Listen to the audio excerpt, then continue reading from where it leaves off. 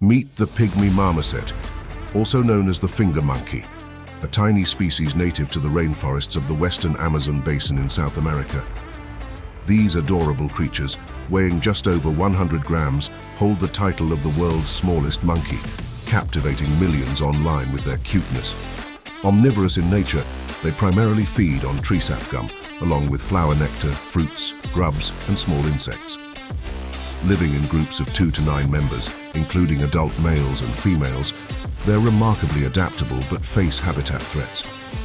Despite not being considered endangered, their survival is jeopardized by habitat destruction.